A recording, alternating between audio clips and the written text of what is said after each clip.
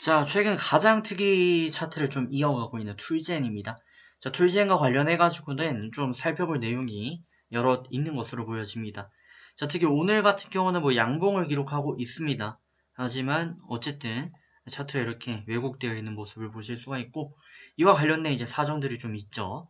그래서 이슈를 좀 먼저 체크하고요.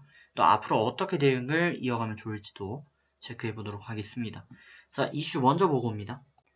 자, 종목명 툴젠 되겠습니다. 자, 툴젠 같은 경우는 유전자 치료, 세포 치료, 생명공학, 분자, 의학기술 등등의 다양한 제약바이오 관련 기업으로서 역할을 이어오고 있습니다. 현재 주가는 이제 9만 정도를 기록을 하고 있고요. 시총이 7천억대 유지되고 있습니다. 그래서 뭐 말씀드린 대로 이제 업종, 의학, 약학 연구 개발업, 그리고 제품 사업이 유전자 교정, 플랫폼 관련 연구 개발 사업이 나와 있습니다. 자, 일단 툴젠 같은 경우 코넥스 대장으로 꼽혀왔습니다. 자, 코넥스라는 시장은 쉽게 생각을 하시면 제3의 시장이다 해서 프리보드 시장으로 보시면 될 것 같고요. 그러니까 저희가 코스피, 코스닥이 있는데 코스닥 아래에 2부 리그, 3부 리그로 형성되어 있는 시장입니다. 하지만 이 시장에서의 거래가 쉽지가 않죠. 그러다 보니까 사실상 이 개인과 개인 간의 이 쪽지 거래 그런 부분을 통해 가지고 거래가 되는 시장입니다. 자, 거기서 대형주로서 역할을 이어왔던 게 툴젠이었고요. 비상장 회사였다라고 보시면 되겠죠.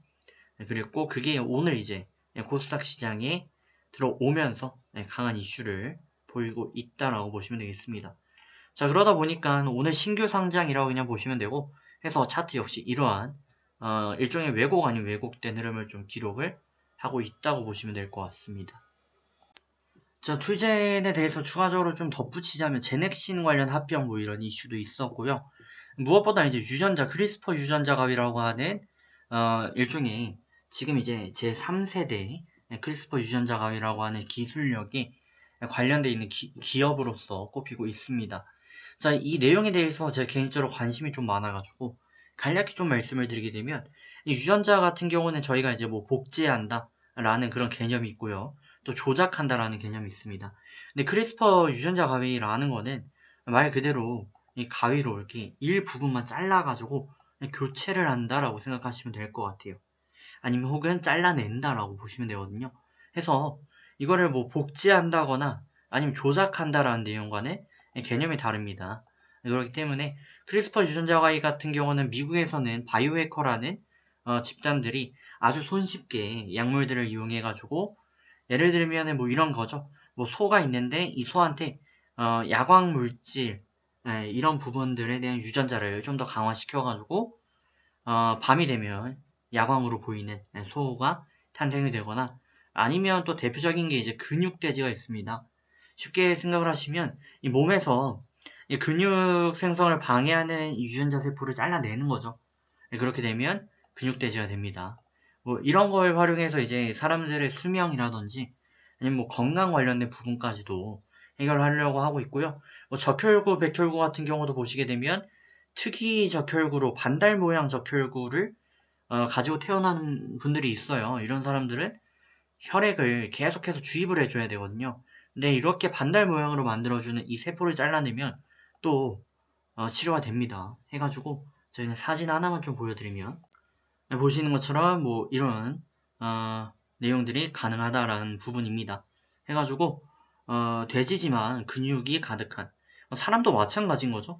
잘만 하면 뭐 비만도 해결이 될 수가 있고 기술력에 따라서 근육질의 사람으로 변해갈 수도 있다 하지만 이게 뭐 GMO콩 이런 거와는 이제 개념이 다르기 때문에 좀 안전한 기술력으로 평가받고 있지만 그래도 아직 노심초사하고 있는 상황입니다.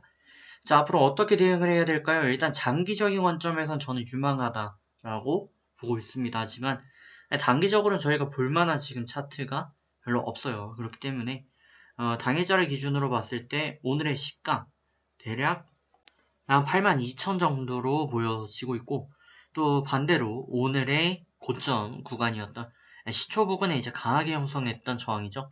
그래서 한 99,000 정도 되는 것 같아요.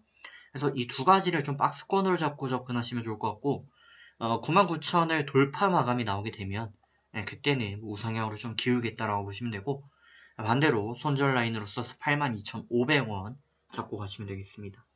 자, 좋은 결과 만들어 가시고요.